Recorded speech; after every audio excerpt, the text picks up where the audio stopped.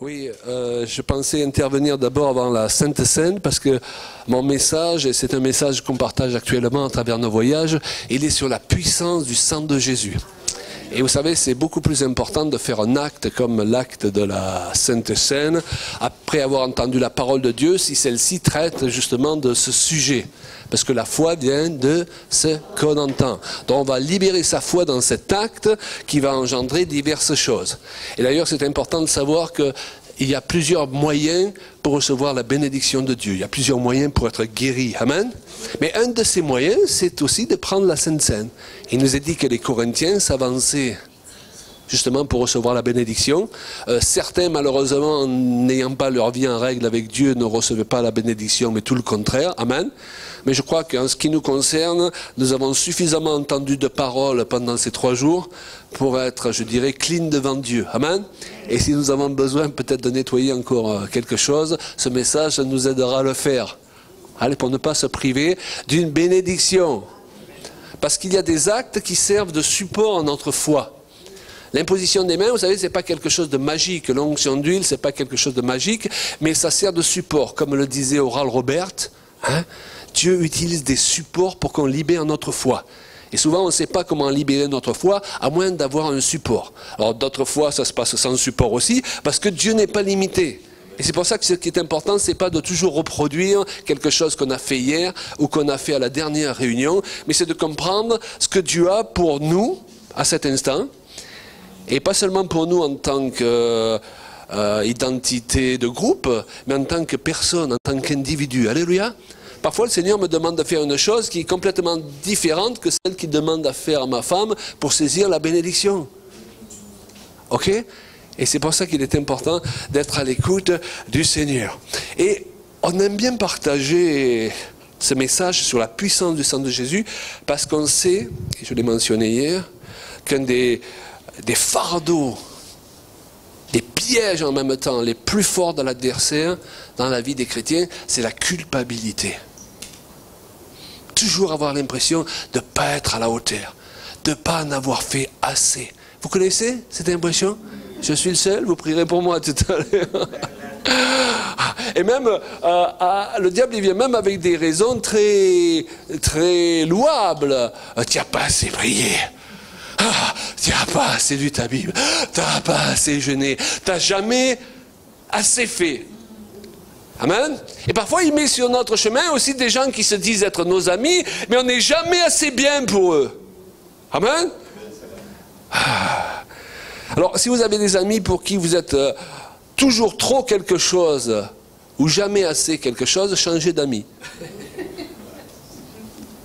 Parce que le Seigneur vient pour nous encourager. C'est pour ça qu'il nous donne sa parole. Et il nous faut comprendre que l'efficacité du sang de Jésus, ce n'était pas juste pour effacer nos péchés et nos erreurs d'avant notre conversion. Dans l'Ancien Testament, déjà le sang était utilisé pour asperger différents ustensiles. Et sous la Nouvelle Alliance, on n'a plus aspergé des ustensiles, vous êtes d'accord avec moi? On n'a pas aspergé les gens non plus, vous n'avez pas à vous inquiéter, on ne va pas venir avec un seau de sang tout à l'heure, ou de peinture rouge pour vous asperger. Donc restez, ne paniquez pas. Ok? Mais il n'en demeure pas moins que le principe, il y a des choses sous l'Ancienne Alliance qui ont disparu sous la forme ancienne, mais dont le principe, lui, il est immuable. Il demeure. Amen. Et le principe de l'aspersion, il demeure. Et il nous est dit d'ailleurs que Jésus est le garant de l'alliance de l'aspersion. Alors qu'est-ce que ça veut dire aujourd'hui? Aujourd'hui, ça veut dire que nous devons comprendre comment nous approprier la puissance du sang dans tous les domaines de notre vie, qui représentent les ustensiles de l'Ancienne Alliance. Parce que parfois on s'approprie la puissance du sang pour quelque chose de particulier, un péché particulier, mais on le verra tout à l'heure, on ne sait pas se l'approprier dans la vie de tous les jours, et j'y reviendrai parce que je veux le détailler, pour nos échecs. Alors on essaye de porter ça nous-mêmes, parce qu'on pense que le sang c'était juste pour les péchés, mais ça n'a pas été prévu pour ça. Et il y a des choses dans la vie, on ne peut pas les porter. Et on a besoin du sang de Jésus. Je vais vous donner un exemple. Je crois que ça date d'il y a 2 ans, j'avais renoué avec des amis d'enfance, et il y en avait un qui allait pas très bien. Et un autre m'a dit, tu sais, tu devrais lui téléphoner parce que vraiment il va pas bien. Et je me suis dit, ben, je vais l'appeler la semaine prochaine. Et entre-temps, il s'est suicidé. Waouh, c'est lourd à porter. Ben, Claude Payen, il ne peut pas le porter, ça.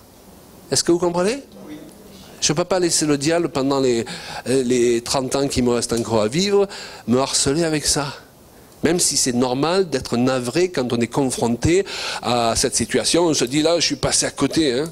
Et combien de fois on est passé à côté? Mais Claude Payen, il ne peut pas porter ça. Donc, il faut que Claude Payen soit suffisamment sensé pour le remettre à Jésus.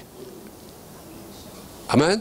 Mais on ne peut pas dire que c'est un péché ou quelque chose qu'on a fait d'une manière intentionnelle. Mais je vais revenir là-dessus tout à l'heure. Alors c'est ça mon message. Repartez avec la compréhension que le sang de Jésus, ce n'est pas juste pour pouvoir m'approcher, pour prendre la Sainte Seine, ok? Non, c'est dans la vie de tous les jours. Pour que tous les ustensiles de ma vie, dans tous les domaines de ma vie, soient aspergés par ça. Parce qu'il y a des choses que je ne peux pas porter moi-même. Et Dieu n'a pas prévu que je les porte moi-même. Parce que la Bible dit, déchargez-vous sur lui de tous vos soucis. Car lui-même prend soin de vous. Amen. Alors le diable, on ne veut pas le mettre à l'honneur ce matin. Mais on veut dévoiler ses plans. Parce que lorsqu'on met en lumière ses plans, il perd le pouvoir de continuer à nous prendre dans les mêmes pièges. Le diable, il a plusieurs méthodes, vous savez. Il est même capable, si vous le laissez faire, de vous faire culpabiliser pour des choses que vous avez faites avant même de connaître le Seigneur. Il est capable de les faire remonter à la surface. Alors que vous avez accepté Christ comme sauveur, que c'est bien clair que Christ est mort pour vos péchés, que son sang les a effacés, mais il y a des périodes où on est confus. Vous connaissez ces périodes-là? On a du mal à bien réfléchir, on est fatigué, peut-être on n'a pas assez dormi. Hein? Et puis on est là et il y a des souvenirs qui reviennent et on se demande, mais qu'est-ce qu'ils font encore là? Et on peut se laisser avoir à recommencer à culpabiliser pour des choses qui ont disparu dans la mémoire de Dieu. Amen. Mais bon, si on ne se fait pas avoir, parce que je pense que la plupart d'entre nous, on surmonte ça. S'il n'arrive pas à nous faire croire que nos péchés d'avant notre conversion ont toujours un pouvoir, il va essayer de nous faire croire que nos péchés après notre conversion, eux, ils sont quand même plus importants. Amen. Et donc Dieu, oui, il a bien effacé ceux d'avant ta conversion, mais ceux d'après, ils sont qu'à moitié effacés. Hein? Et donc il va essayer de te tourmenter vis-à-vis de ces erreurs que tu as pu commettre ou ces péchés. Vous savez, de toute façon, le mot péché signifie rater la cible. Donc c'est large. Hein? Amen. Le diable essaie de nous tourmenter. Mes amis, vous devez savoir que le tourment, il peut briser la vie d'un chrétien. Dans les hôpitaux psychiatriques, il n'y a pas que des gens du monde. Il y a des chrétiens nés de nouveau aussi. Mais qui se sont laissés harceler par les remords. Dans la vie, c'est bien d'avoir des regrets. Moi, j'ai des regrets. Il y a des choses que je regrette d'avoir faites. Quand j'étais jeune marié, il y a des choses que je regrette d'avoir dites ou faites vis-à-vis de ma femme, ok? Pas vous? Hein? Même dans le ministère, il y a des choses que je regrette d'avoir parfois même prêché, quoi, pour accuser les gens et faire se sentir mal. Aujourd'hui, je réforme. C'est parce que j'ai certains regrets que je peux avoir de la repentance qui va entraîner une transformation. Mais quand ces regrets se transforment en remords qui te tourmentent et qui t'empêchent de dormir, là, c'est plus les bons regrets. Cela, il ne pousse pas à la repentance, cela, il pousse à la destruction. Ok? Et il faut éliminer les remords en sachant que toutes nos erreurs ont été lavées dans le sang précieux de Jésus. Maintenant, c'est une chose que de le savoir, ça n'est une autre que de se l'approprier. Parce que nous sommes obligés de nous l'approprier par la foi. Pourquoi? Parce que, on l'a dit l'autre jour, tant que vous êtes dans ces corps de chair, tu es dans un corps de chair, hein, c'est sûr? Ouais, tu n'es pas un martien, tu viens pas là. Ok, tant que vous êtes dans ces corps de chair, Votre esprit, lui, il est né de nouveau. Mais votre chair, elle est toujours infirme. Je dirais même que d'être dysfonctionnel, perdu, vous êtes devenu un être dysfonctionnel sauvé. Mais quand vous arrivez à Christ, vous êtes toujours dysfonctionnel. Donc vous avez besoin de libérer votre foi parce que vous ne pouvez pas marcher en fonction de ce que vous sentez. Vous avez besoin de libérer votre foi dans quoi? Dans ce que la parole de Dieu vous dit. Et donc pour cela, il faut la connaître un minimum. Et la parole de Dieu nous dit, il n'y a point de condamnation pour ceux qui sont en Jésus-Christ. Oui, mais même si tu le crois, tu vas continuer à le sentir.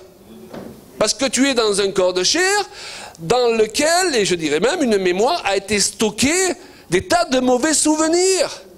Et des tas de souffrances.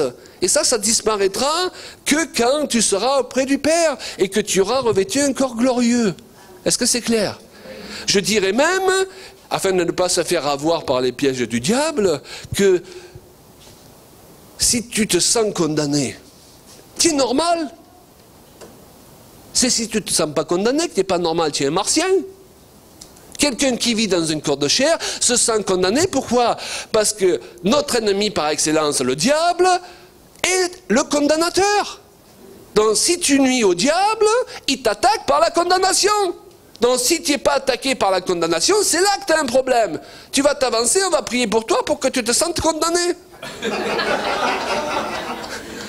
Non, mais parce que les chrétiens, ils ont parfois des idées. Ah, la vie chrétienne normale, c'est d'un coup, je me sens plus condamné. Non, tant que tu es dans ce corps de chair, tu vas sentir des tas de trucs qui sont complètement contraires à la volonté de l'esprit. C'est pour ça que tu es obligé d'apprendre à marcher par la foi.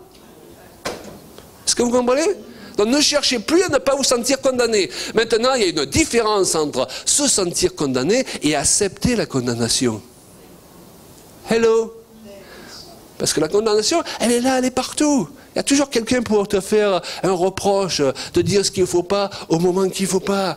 Tu t'achètes un pantalon neuf, tu te sens condamné, quoi. Hein? Coupable. Et Juliette disait, un jour le diable il vient la trouver, alors qu'elle était dans le ministère depuis plusieurs années, et lui dit une parole que certains d'entre vous, peut-être vous l'avez entendu, vous soufflez aux oreilles bien fort, tu es illégitime. Hein? Ce sentiment que ce qu'on fait là, on ne devrait pas être là. Qu'est-ce que tu fous là, Marc? On est illégitime. Vous connaissez ce sentiment? Tu es illégitime, il te dit le diable. Mais ce qu'on a vu hier, c'est qu'on est tous sauf illégitimes. Maintenant, tu peux sentir ce sentiment désagréable. Et c'est pourquoi on ne peut pas passer notre vie à marcher en fonction de ce que l'on sent.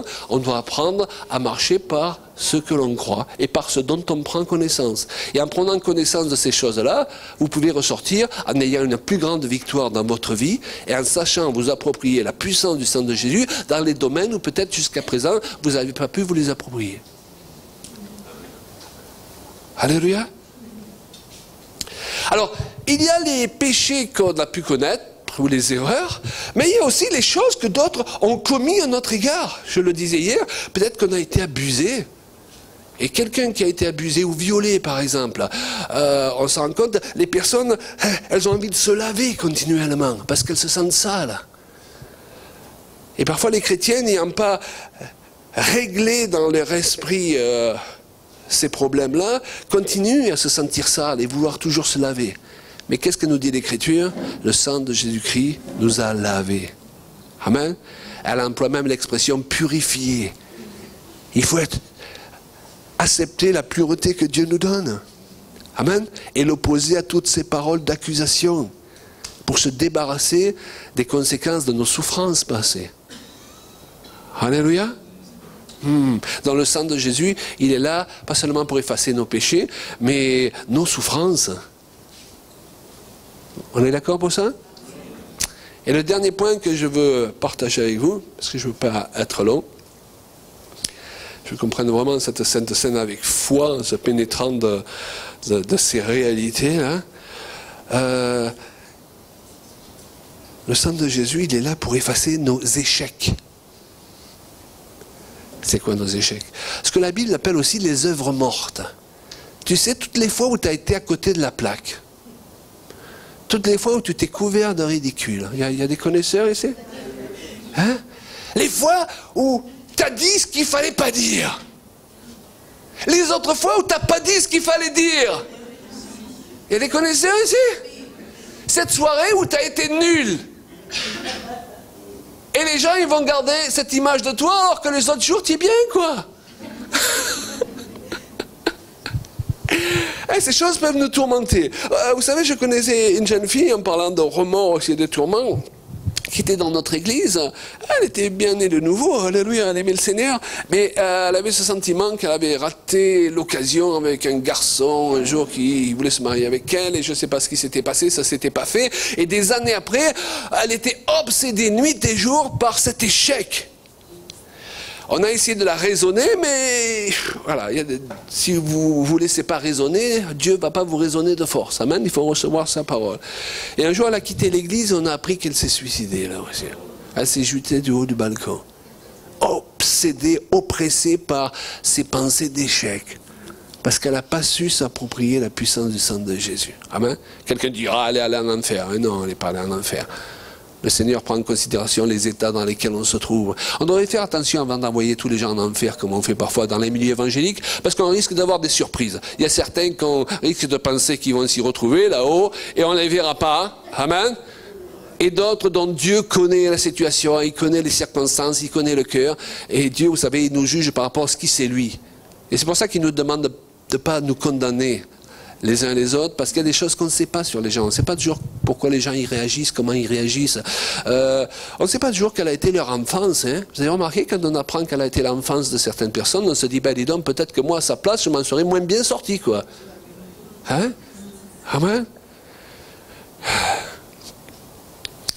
Tous ces ratés. Vous avez eu des ratés en 2019? Vous avez tout réussi en 2019? Qui a tout réussi, là? Levez la main. Sauf... Hein? On se fixe une liste des objectifs et... Oh, il y a ceux qu'on atteint et il y a ceux qu'on n'atteint pas. Hein? Wow, c'est raté. Et alors, il est important de ne pas aborder 2020 avec le poids de ces ratés. Parce qu'après, on va aborder 2021 avec les poids des ratés de 2019, de 2020, et à un moment donné, dans ces ratés, il est important de les confier au Seigneur. C'est formidable parce que la Bible parle des œuvres mortes, vous savez, les œuvres mortes. Et ça, c'est pas obligatoirement ce qu'on appelle communément des péchés, mais c'est les choses qui servent à rien, les choses qui encombrent notre conscience. Est-ce qu'il y a des choses ce matin qui encombrent votre conscience? Chaque fois que vous y pensez, oh, ça fait encore mal, ok? Eh bien, on va les remettre au Seigneur. Hein? On ne peut pas juste prendre la Sainte Seine d'une manière mécanique. Je crois que souvent, il ne se passe rien lors de l'imposition des mains ou lors de la Sainte Seine parce qu'on a pris des habitudes. Ah ben j'y vais, on va voir si ça marche. Hein? Seigneur, j'y crois. Alléluia. Je le sens, je ne le sens pas. On ne marche pas par ce qu'on sent, on marche par ce qu'on croit. Alléluia. Moi, je crois que la parole qui est libérée pendant ces 4 jours va engendrer quelque chose dans ma propre vie, parce que je pars du principe que celui qui prêche doit être le premier à recevoir l'efficacité de sa prédication. Amen. Et il est aussi celui qui est jugé le plus sévèrement. Alors, il vaut mieux qu'il mette en pratique que ceux qui prêchent. Moi, chaque fois que je dis aux maris qu'ils doivent aimer leur femme, j'ai encore plus de boulot que vous à la maison, mon frère. Ok? Parfois, je me dis, oh, j'aurais pas dû dire ça. Ou ma femme me répète, tu te rappelles, là, dimanche, ce que tu as dit? Ouais. J'ai noté. C'est dans mon petit carnet, là. Ouh. Le Seigneur, il a prévu pour nous que nous puissions avancer dans la destinée qu'il nous a confiée, chacun. Mais régulièrement, il faut ôter les pierres. Il y a un passage dans l'Écriture qui dit, ôter les pierres du chemin de mon peuple. Et la parole de Dieu nous est donnée, entre autres, pour ôter les pierres du chemin. Hein? Ce matin, on veut ôter des pierres. La Bible dit dans Éphésiens 2:10 que Dieu a préparé pour chacun de nous, pas seulement pour ceux qu'on appelle d'évangélistes ou d'apôtres ou de prophètes, Éphésiens 2:10, Dieu a préparé pour chacun de nous des œuvres d'avance afin que nous les pratiquions. C'est ma définition d'une vie réussie, c'est qu'à un moment donné, tu as réussi à mettre les 2 pieds, pas seulement un, les 2 pieds dans les œuvres d'avance que Dieu avait préparées pour toi. Wow. Ça ne veut pas dire que tu n'as plus de combat, mais tu as cette satisfaction, tu sais, que quand tu combats, au moins tu combats pour quelque chose. Amen. Dieu a prévu de bonnes choses pour chacun de nous. Dis-le à ton voisin, Dieu a prévu de bonnes choses pour chacun de nous. Hein? Et je termine avec cet autre verset d'Éphésiens. Cet autre verset d'Éphésiens qui nous fait prendre la mesure de la volonté de Dieu pour nous. Parce que parfois on peut se dire, bon, c'est bon, Dieu il veut me bénir, Dieu il veut m'aider, allez, c'est... Mais on ne prend pas la mesure de la volonté de Dieu et de son cœur de Père pour chacun de nous. Mais Éphésiens 3.20 nous donne vraiment cette mesure. Qu'est-ce que dit Éphésiens 3.20? À celui qui peut faire par la puissance qui agit en nous, donc c'est pas sans nous, hein. La puissance elle ne sort pas du mur, hein. Si j'attends, Seigneur, bénis-moi par le mur. Non, non, il va te bénir par quelqu'un d'autre. À celui qui peut faire par la puissance qui agit en nous, infiniment au-delà, oh, infiniment au-delà de ce que nous demandons et pensons. C'est-à-dire que quand ça arrive, c'est mieux que ce que tu attendais. Vous n'en avez pas marre que quand ça arrive, c'est moins bien? Tu attends une grosse somme d'argent, il arrive une grosse facture. Ah, il y a des connaisseurs ici, il y en a marre de ces trucs-là. Hein? Tu attends une guérison, tu t'enrhumes en plus sur le problème que tu as déjà. Non, Dieu il a quelque chose d'autre pour nous. Il veut qu'on soit étonné dans l'autre sens. Ok, moi, après 40 ans de mariage, je disais à mon épouse, oh, c'est encore mieux que ce que je pensais. Alléluia, quand on s'est marié. Mais c'est ça qu'il faut viser, parce que si vous visez plus bas, vous aurez plus bas. Et il vous sera fait selon votre foi. Donc dans ces temps, dites-vous que, quel que soit votre âge, il n'est jamais trop tard pour rebondir, et pour que vous puissiez voir ce verset s'accomplir dans votre vie, d'une manière ou d'une autre, je ne sais pas comment, ok? Que vous soyez étonnés de ce que Dieu va faire, au lieu de toujours être étonné de ce que ce n'est pas à la hauteur de ce que vous attendiez.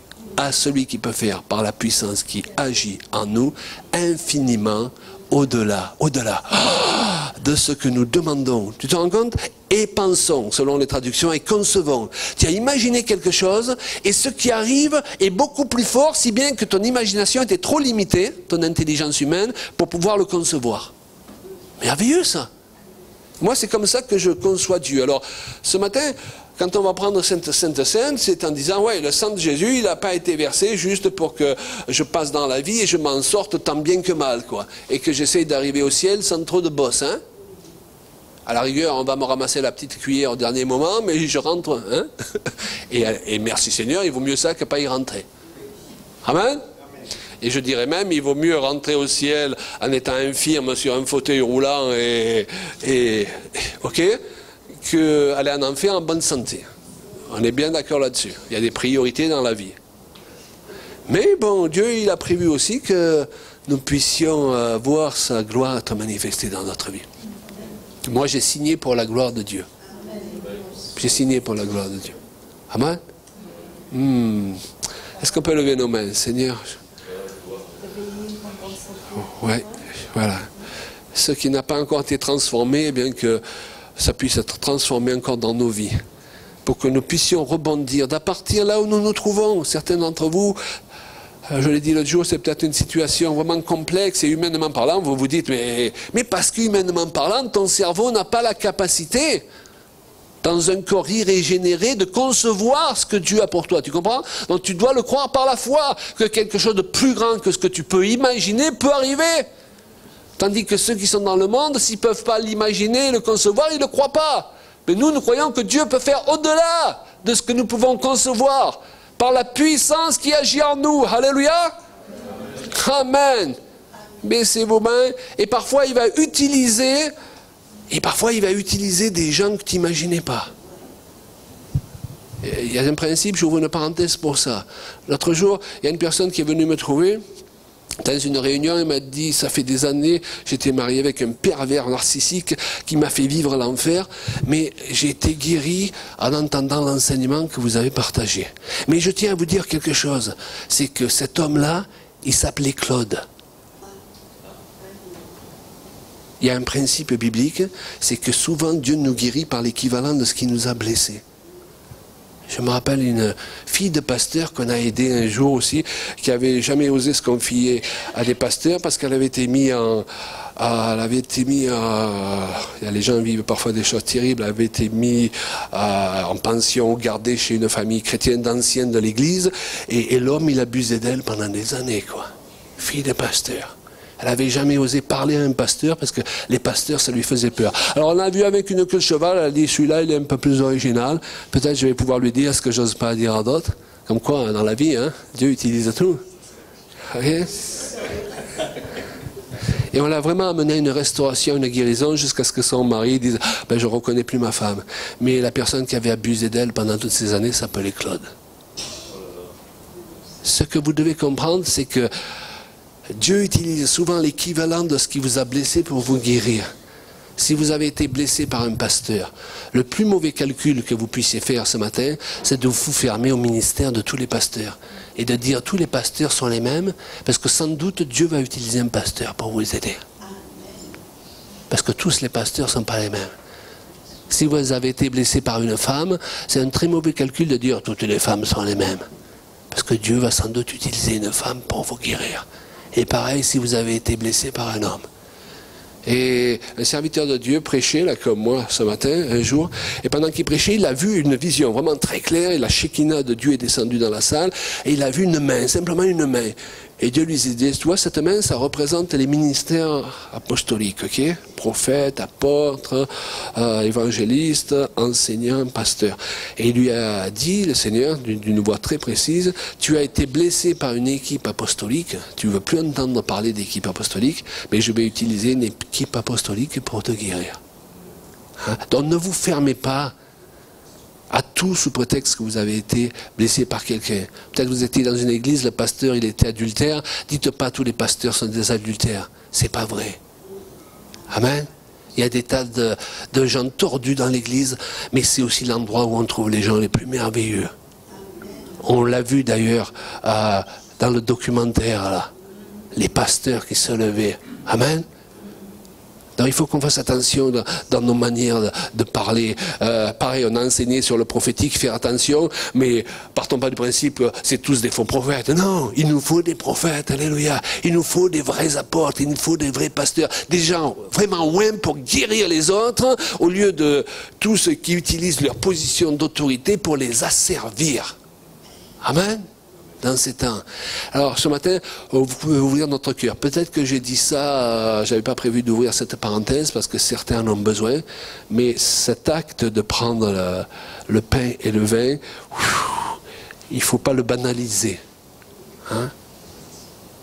Il y en a qui l'ont trop sacralisé au point de nous faire croire que ça se transformait carrément. Ça ne sert à rien du tout. Ok? Mais nous, il ne faut pas qu'on passe dans l'autre extrême, qu'on le banalise. Vous savez, une fois de plus, allez, je suis en règle, j'ai pris mon pain et mon vin, comme tous les dimanches. Non, c'est un support pour libérer notre foi. Alléluia. Amen. Alléluia. Qui c'est qui s'occupe de la Sainte Seine? C'est toi. Alléluia, gloire à Dieu. Je peux prendre cette Bible là?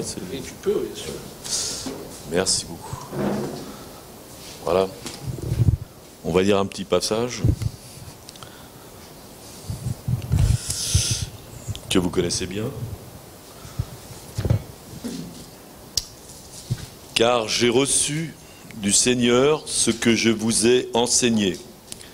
C'est que le Seigneur Jésus, dans la nuit où il fut livré, prit du pain, et après avoir rendu grâce, le rompit et dit, « Prenez, mangez, ceci est mon corps qui est rompu pour vous, faites ceci en mémoire de moi. » De même, après avoir soupé, il prit la coupe et dit, « Cette coupe est la nouvelle alliance en mon sang.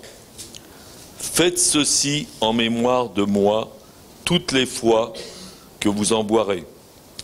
Car toutes les fois que vous mangez ce pain et que vous buvez cette coupe, vous annoncez la mort du Seigneur jusqu'à ce qu'il vienne. » C'est pourquoi celui qui mangera le pain ou boira la coupe du Seigneur indignement sera coupable envers le corps et le sang du Seigneur.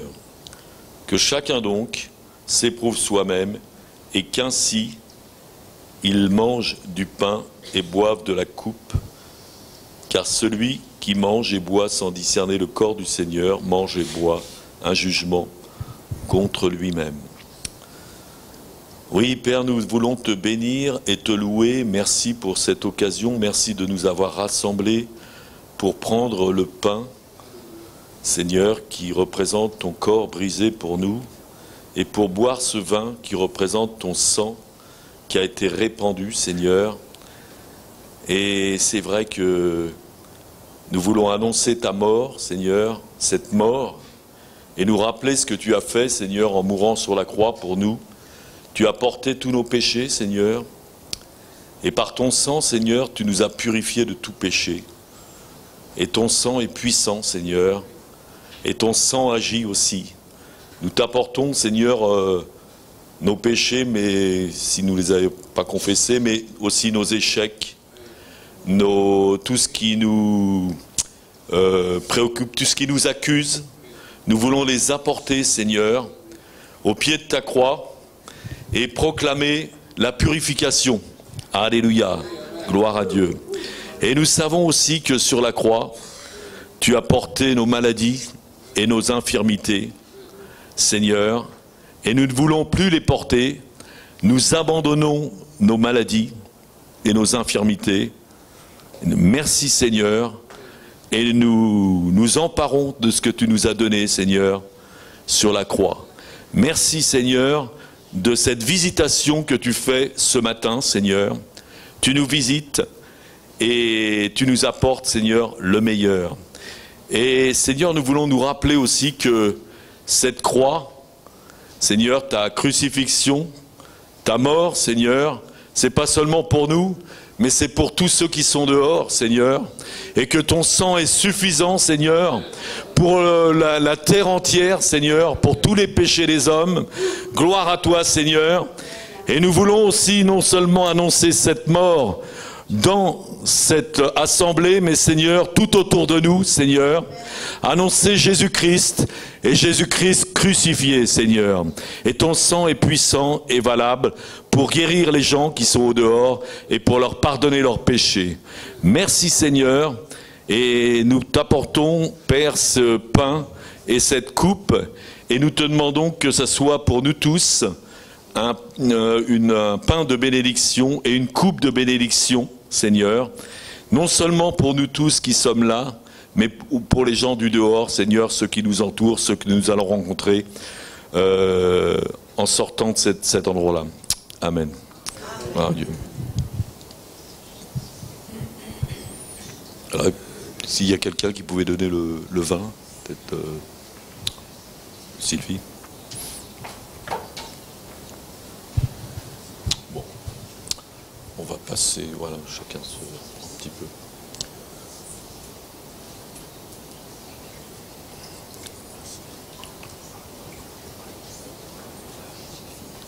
Oui, bon, non, mais je peux le tenir. Vous servez, quoi.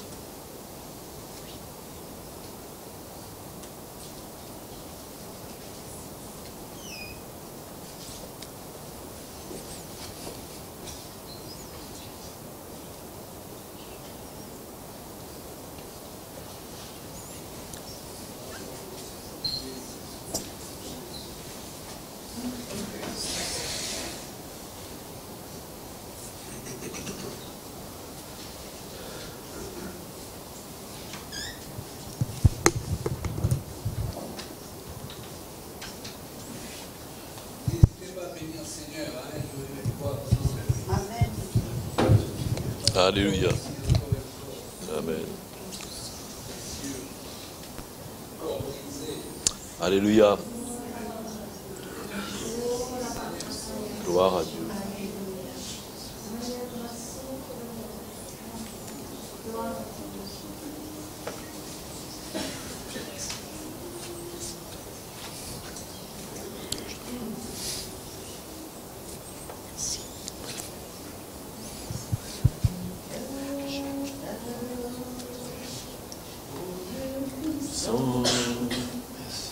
Nul n'est comme toi,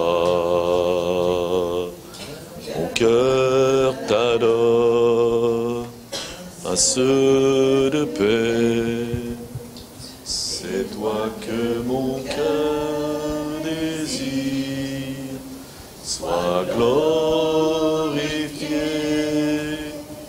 car tu es ma sainteté. Mon cœur t'adore, ô Dieu puissant, nul n'est comme toi. Alléluia.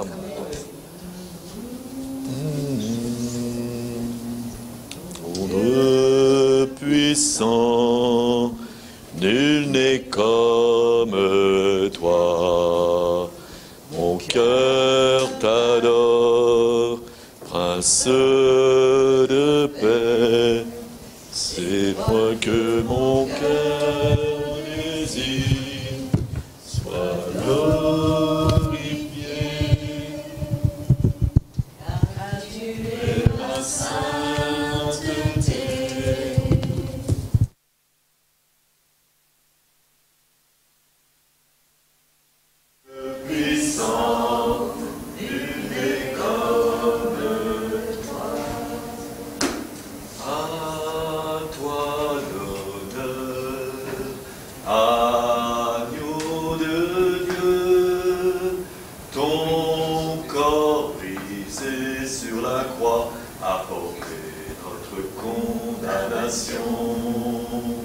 À toi l'honneur, agneau de Dieu, ton sang versé sur la croix est le prix de notre rançon. Moi souffrant pour nos péchés, tu t'es chargé de nos fautes, qui ne pourrait s'indigner de tant de cruauté. À toi l'honneur, agneau de Dieu, ton corps brisé sur la croix a porté notre condamnation. À toi l'honneur, agneau de Dieu, ton sang versé sur la croix est le prix de notre rançon. Alléluia. Amen. Alléluia. Merci Seigneur. J'aimerais juste vous exhorter et garder un cœur reconnaissant. Parce que quand le cœur est reconnaissant, le Saint-Esprit, ça attire la présence de Dieu et le Saint-Esprit. Quand le cœur est mécontent, quand le cœur est dans un état de murmurer et de plaigner à Dieu pour ce que nous n'avons pas encore ou ce qu'on estime qu'on devrait avoir, le Saint-Esprit ne peut pas demeurer. Dans le désert, les Hébreux, c'est quand ils ont commencé de murmurer que les choses ont commencé vraiment à se gâter. Hein? Là, ça attirait vraiment tous les ennuis de la création. Mais quand un homme ou une femme, peu importe qui ils sont, dans quel pays du monde, dans quel contexte qu'ils vivent, qu'ils soient riches ou pauvres, dans un contexte compliqué ou des personnes libérées, quand elle commence à tourner, juste garder le cœur reconnaissant pour la vie qu'elle a, le fait qu'elle soit vivante, le fait qu'elle fait sa confiance, qu'elle met sa foi en Dieu, eh bien, le Seigneur, ça donne la liberté à Dieu et au Saint-Esprit d'agir dans leur vie. On a parlé ce matin de la condamnation, de la culpabilité, de toutes les choses. Parfois, les gens, ils ont tout pour être heureux et pourtant, ils sont malheureux. Et parfois, c'est parce que d'autres les condamnent et parfois, c'est parce qu'ils se condamnent eux-mêmes. Souvent, notre pire ennemi peut être nous-mêmes. Nous avons droit de s'attacher à Dieu, de remercier pour le sacrifice qu'il a donné à la croix, pour que justement on peut vivre une vie en abondance et dans le bonheur et la grâce. Si Dieu il a préparé pour nous des bonnes choses, il ne faut pas qu'on refuse de les regarder et de les considérer. C'est quand on ne considère pas les bienfaits de Dieu. Ce matin, on a chanté encore « Mon âme bénit l'Éternel, mon âme n'oublie aucun de ses bienfaits. » Un cœur reconnaissant ouvre les bénédictions. Il ouvre à la guérison. Il nous permet d'avancer, de changer de saison, d'être dans la grâce et de recevoir des missions de la part de Dieu. Je dirais même que ça empêche quand on respecte. Et quand on est attristé sur le long terme, quand on ne permet pas la vie de couler à travers nos vies, ça empêche même Dieu de réaliser les œuvres qu'il a préparées pour nous. Parce que notre cœur est endurci. Regardez Jésus. Il a aimé le premier comme il a aimé la dernière personne pour laquelle il a prié. Il n'a pas laissé son cœur s'endurcir. Et pourtant, il était entouré par des personnes qui le critiquaient, qui le condamnaient, qui lui crachaient dessus. Et pourtant, son cœur n'est pas laissé aller à l'amertume. Mais il nous a aimés. Alléluia. Alors laissons pas, avec l'âge, s'endurcir. Ne vous laissez pas devenir critique avec l'âge. Mais laissez la bonté de l'Éternel nous renouveler chaque matin. Alléluia. On a tous des occasions, on a le droit de sentir découragé et condamné. On a toutes les raisons de la terre parce qu'on a fauté, parce qu'on est condamnable, parce que quelque part le diable humainement a raison à toutes les choses qu'il nous fait croire. Mais moi je ne regarde pas ces choses-là, parce que si je les regardais, je ne pouvais même pas sortir de lit le matin. On serait tous morts probablement, chacun de nous. On serait tous morts et enterrés. Mais par la grâce de Dieu, il nous a relevés et il nous relève encore aujourd'hui, dimanche, ce matin. Il nous en relève encore chaque matin. Et je veux compter les bienfaits de Dieu. Et je veux dire, c'est grâce à ta bonté, Seigneur, que je suis là devant vous, qu'on est là, que Sergine est encore là, que chacun de vous, vous êtes encore là. Et ne considère pas que vous avez arrivé au bout avant que c'est l'Éternel qui le dit. D'accord? Parce que Dieu, il a préparé encore des choses et certaines personnes ici, vous êtes en train d'entrer à peine maintenant dans ces choses-là. Ok? Et ce n'est pas juste dire, allez les amis, on va persévérer, coûte que coûte, ça va être dur, mais on y va dans la douleur et la souffrance. Mais c'est sûr que ce n'est pas évident de se relever chaque matin, surtout quand on va jouer les guitares et les doigts, ils se disent, ouh, ils sont un peu raides là. Mais alléluia, le Seigneur, il m'a appelé à faire ce que je fais. Il va me donner toute la grâce et la capacité de le faire jusqu'au bout du chemin qui m'appelle. Et je crois vraiment ce matin, avant qu'on va se disperser dans la nature, chacun son chemin avec nos agendas remplis et le stress de tous les jours, rappelez-vous que chaque matin il faut se repositionner face à la croix, face à la grâce de Jésus et son amour.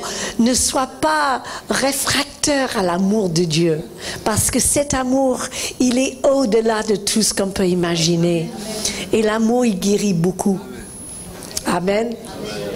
C'est vraiment cet amour qui nous donne, qui nous permet d'aimer les autres. Quand on a peur, quand on craint l'avenir, eh bien, regardez les personnes autour de vous. Aimez-les avec un amour extraordinaire, comme celle que vous avez reçue, comme celle qui était nécessaire pour y aller vous chercher. Hier, on a chanté du fond de l'abîme. Eh bien, tendre la main. Parfois, ça m'arrive, je suis dans le lit et je tends ma main. Je dis, Seigneur, tu es là. Et là, je sens que sa main, elle est là. Dis, tant que tu as ma main dans ta main, alléluia, mais je crains rien. Et je peux me relever et je peux y aller en avant avec un sourire, avec la joie que tu me donnais. C'est communicatif. Il y a encore plein de personnes qui ont besoin de vous, de votre sourire, de votre douceur, de votre force, de votre sagesse, de vos prophéties, de votre parole d'encouragement. Alors ne vous découragez pas, mais soyez remplis. Rappelez-vous, accrochez-vous de ce que vous avez appris ces quelques jours qu'on a eu ce privilège d'être ensemble, d'accord? Parce qu'il a des trésors qui étaient donnés. Enfin, c'est pas parce que c'est lui, mais même moi, j'étais fortifiée par les choses qui a sorti de sa bouche. Et je repars fortifiée. Alléluia. Et je veux la même chose pour chacun de vous. Alléluia. Vous n'êtes pas un petit troupeau, vous êtes un grand troupeau. Et vous faites partie de tous ceux et celles qui louent Dieu ce matin, qui adorent le Seigneur et qui refusent d'accepter toute condamnation, toute critique, tout ce qui, le jour que le Seigneur m'a relevé, eh bien, c'était parti pour la vie. Et on n'a pas fini, n'est-ce pas? Ok. Qui n'a pas fini? Bon, levez les mains, accroche ta main dans la main de Jésus là ce matin. Juste tends la main là comme ça. Alléluia. Vous avez la main de Dieu, la main de Jésus entre ta main. Alléluia. Eh bien, Seigneur, si ta main elle est là, eh bien on peut le faire parce qu'on peut le faire ensemble. Je te loue, je te bénis. Au nom de Jésus, merci de nous fortifier ce matin. Je reçois la bénédiction de l'Éternel. Seigneur, tu as tourné ta face envers moi. Tu m'as relevé de l'abîme où j'étais tombée, Seigneur. Tu m'as placé sur le rocher pour que je vois clairement le chemin qui est devant moi. Tu m'ouvres les yeux pour que je vois l'adversaire qui est devant moi et je le démonte au nom de Jésus. Alléluia. Parce que tu m'as rendue victorieuse. Alléluia. Tu m'as rendu comment on veut dire ça? Je suis plus que vainqueur, quoi. Alléluia. Et vous aussi, vous êtes plus que vainqueur. Vous êtes des personnes choisies et mises à part de la part de Dieu. Et Dieu, il coule de votre bouche. Il rayonne de vos yeux. Et les gens, ils attendent de vous entendre, de vos paroles, de vos gestes, de vos bras pour approcher le trône de Dieu à travers qui vous êtes. Et le royaume de Dieu avance comme cela. Je vous bénis au nom de Jésus ce matin. Amen. Amen. Et je voulais ajouter qu'on parlait de condamnation. Peut-être c'est une parole que le Seigneur veut nous donner à plusieurs. L'adversaire, il souffle souvent aux oreilles. Eh bien, regarde où tu es né, regarde. Mais moi je voudrais vous dire que l'Esprit de Dieu, il a un encouragement à donner à plusieurs d'entre vous. C'est de vous dire, ben dis donc, tu es encore là. Wow, félicitations. Vous savez le nombre de gens qui ne sont plus là? Le nombre de gens qui ont commencé la course avec nous, on connaît tous, et qui sont dans la nature, même certains qui nous ont pris de haut. Amen. Vous êtes encore là. Wow, félicitations. Wow. Félicitations. Félicitez quelqu'un. Alléluia, dites-lui, tu es encore là. Oh, alléluia. Tu es encore là. Mais tu vous rendez compte? L'exploit. L'exploit. Avec tous les pièges que le diable a mis sur la route, toutes les déceptions, toutes les trahisons, tous les... Oh, wow, wow, wow. Tu crois encore en l'église. Wow, merveilleux ça. Alléluia. Ouh. Alléluia. Vous savez, il paraît que c'est la définition, c'est une des définitions du mot juif, c'est celui qui reçoit les louanges de Dieu. Donc nous, on a souvent l'impression, parce que le diable essaie de nous faire croire que Dieu, il est là toujours, il cherche la petite bête chez nous. Non, il est là pour nous féliciter, pour nous encourager comme un papa. Alléluia, ça ne veut pas dire que le petit garçon, il ne fait pas de faux pas et que parfois il ne se ramasse pas, ok? Mais le papa, il est là pour le féliciter. Donc repartez avec cette image dans votre tête. Dieu, il n'est pas contre moi. Dieu est avec moi. Il est pour moi. Alléluia. Et il va m'aider sur le chemin. Alléluia. À atteindre mes objectifs. On va chanter un chant. Terminer avec un chant, vous voulez bien? C'est un chant qui est sur le sang de Jésus, justement. De Jésus. À tous mes échecs passés, à tout ce que j'ai raté, à toutes mes déceptions, à toutes mes désillusions,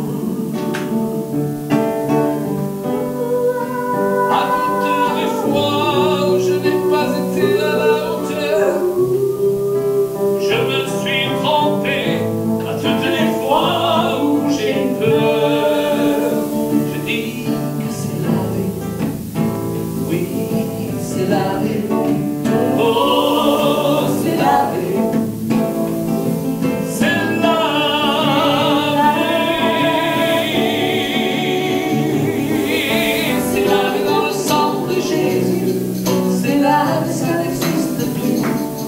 Life.